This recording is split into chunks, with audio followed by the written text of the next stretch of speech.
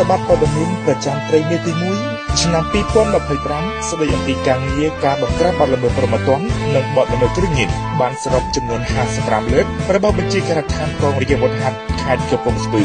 ដែលមានបទបញ្ជានិងគោរពអនុសាសន៍ដ៏ខ្ពង់ខ្ពស់របស់សម្ដេចមហាបវរធិបតីហ៊ុនម៉ាណែតនាយករដ្ឋមន្ត្រីនៃព្រះរាជាណាចក្រកម្ពុជានិងបានមានការចងល់បង្ហាញពីសមត្ថភាពឯកឧត្តមនាយឧត្តមសេនីយ៍សាសុខាអគ្គមេបញ្ជាការរងកងយុទ្ធភូមិខេមរៈភូមិន្ទនិងជាមេបញ្ជាការកងរាជអាវុធហត្ថលើផ្ទៃប្រទេសព្រមទាំងមានការណែនាំដោយផ្ទាល់ពីឯកឧត្តមបណ្ឌិតជាមច័ន្ទសុភ័ណ្ឌដែលជាអភិបាលនៃគណៈអភិបាលខេត្តកំពង់ស្ពឺ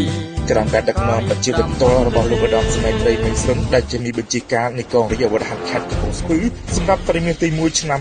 2025នេះកងកម្លាំងនៃរាជអាវុធហត្ថខេត្តកំពង់ស្ពឺបានធ្វើការបង្ក្រាបនៅបទល្មើសព្រហ្មទណ្ឌនិងបទល្មើសគ្រឿងញៀនសរុបចំនួន55លើកនៅក្នុងនោះដែរបានធ្វើការបង្ក្រាបបទល្មើសព្រហ្មទណ្ឌសរុបចំនួន17លើករួមមានករណីរំលោភសេពសន្តិវៈចំនួន1លើកករណីលួចចំនួន2លើកករណីហិង្សាក្មេងទំនើងចំនួន5លើកករណីហិង្សាដោយចេតនាចំនួន3លើកករណីហិង្សាក្នុងគ្រួសារចំនួន3លើកករណីកាន់កាប់អាវុធគ្មានការអនុញ្ញាតចំនួន2លើកនិងករណីល្បែងស៊ីសងខុសច្បាប់ចំនួន1លើកដែលខុតខ្លួនជនសង្ស័យបានចំនួន57នាក់ក្នុងនោះមានស្រីចំនួន10នាក់ព្រមទាំងចាប់វត្ថុតាំងរួមមានម៉ូតូចំនួន17គ្រឿងទូរស័ព្ទ40គ្រឿងកណ្ដៀវដែកចំនួន1ដើមពុតថៅ1ដើមដាវ1ដើមកាំបិត8ដើមកន្ត្រៃ1ដើមពើពាក់ក្បាលចំនួន2គ្រឿងដុំថ្ម1ដុំបៀចំនួន4កែសម៉ាស៊ីនសាបបៀចំនួន2គ្រឿងកាក់កដោលុយ1កែសនាឡិកា3គ្រឿងចិញ្ចៀនលោហៈធាតុពណ៌លឿងចំនួន1វងសំបកខ្សែភ្លើងមួយចំនួនគ្រាប់ប្លុកឡាក់និងសម្ភារៈសម្រាប់លេងល្បែងមួយចំនួនផងដែរ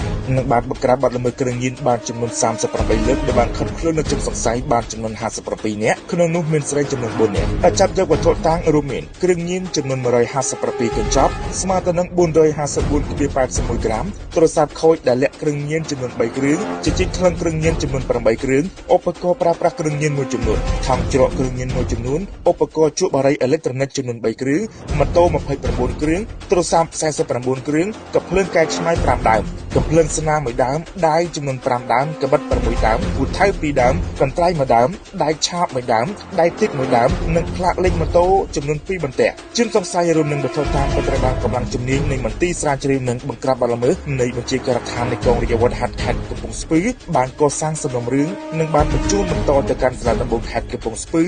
ដើម្បីចាត់ការទៅតាមនីតិវិធីច្បាប់ក្នុងនោះផងដែរកម្លាំងជំនាញនៃកងរាជអាវុធហត្ថខេត្តកំពង់ស្ពឺក៏បានធ្វើការបង្ក្រាបនៅបទល្មើសនៃការដាំដុះកញ្ឆាដែលខុសច្បាប់ដែលបានដុតកំទេចចោលនៅដើមកញ្ឆាចំនួន7755